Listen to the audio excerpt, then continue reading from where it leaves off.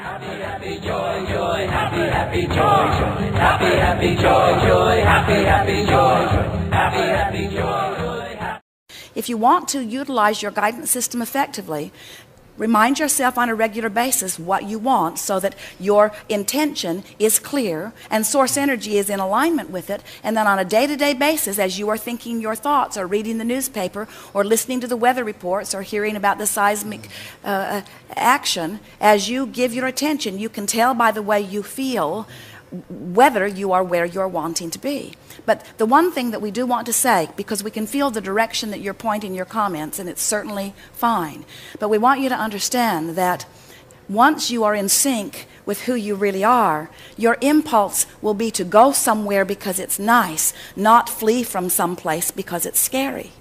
You know, we've been talking about the contrast which shoots these rockets into your vibrational escrow, and that your vibrational escrow is amassing this culmination of who you are. You are constantly amending your desires. And so these desires or your future experience is formulating in this magnificent way. And as you get in touch with what feels good and you follow that good feeling impulse, what begins to happen is you find yourself not only avoiding things you don't want, but you're not even aware that you're avoiding them. In other words, when you're really tuned in, tapped in, turned on, you're not even aware of the problems that you are missing. Yes. Jerry and Esther remember one day being at an intersection. They were new to the city of San Antonio, and they were on a newly constructed freeway that was still partly under construction, and they came to a place on this highway where they were going to make a left turn across the traffic. And so Jerry was driving, which is odd in itself, and they pulled to this intersection, and as they sat there ready to turn, the oncoming traffic was clear,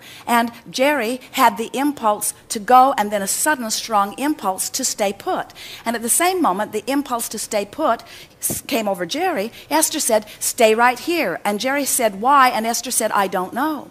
And at that moment, a fast-moving car, must have been doing at least 120 miles an hour, came up over the hill behind them, going in the same direction that they were, and passed them on the left side. He would have hit them broadside if Jerry had made his turn.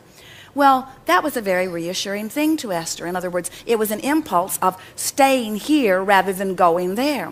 But now what they're beginning to notice is that fewer and fewer of those impulses are happening because they are not getting as close to those kind of dynamic situations. In other words, the more they are following their heart, the better they are feeling, the more things are unfolding so that they don't see traffic accidents. They not only have they not ever been involved in them, they don't see them, they don't get close to them. Their vibrational proximity is so different from them. They remember sitting one day in a wide intersection in San Jose, and they're sitting there, again, oddly enough, Jerry is driving. It seems that that's when most of the trouble happens.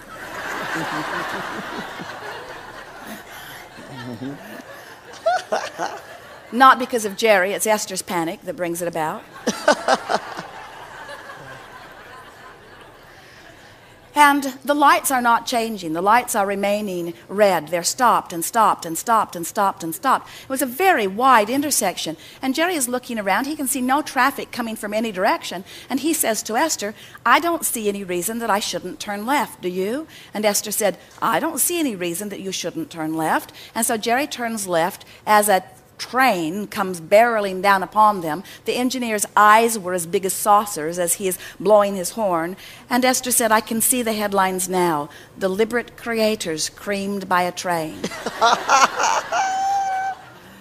Now, neither one of them had the impulse then. In other words, so Esther is saying, why did we not have some sense of warning? And we say, because by this stage of your development, we are leading you toward. In other words, we gave Jerry, once he had made the decision to go, we gave him the strong impulse to go very, very quickly. And if a train misses you by an inch or by a mile, it still missed you, yes?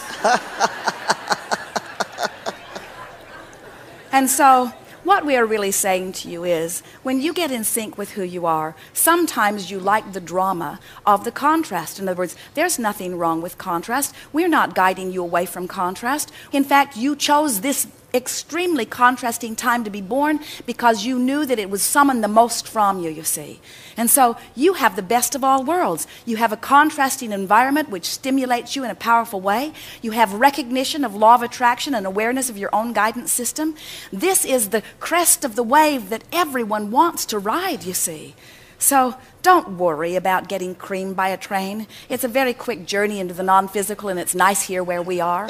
Don't worry about anything. Don't fear death. Just live happily ever after. Take a page out of the book of your beasts and live life every day to the fullest, and worry not about what's coming next around the corner. And if in your now you're tending to your vibration, it is our absolute promise to you that every day will be full of wonderful things. And what could be better than a life like that? You were never promised eternal life in this body, but you were promised eternal life. Right. And you get to create the way you live, the way you play, the way you love, the way you die. You have control of all of that. Script it. Write it down. Esther has decided happy, healthy, happy, healthy, happy, healthy, dead.